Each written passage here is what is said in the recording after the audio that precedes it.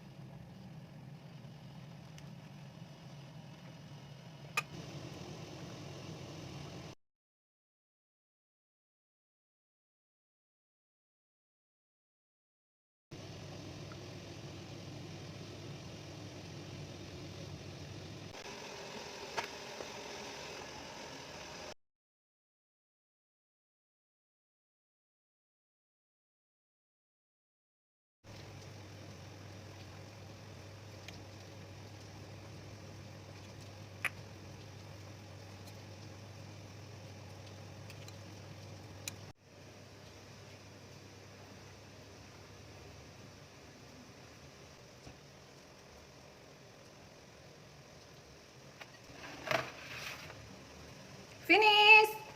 And here's it! Watermelon steam cake ala Lisa. Don't forget to try this recipe. See you in the next video and I love you all. Mwah!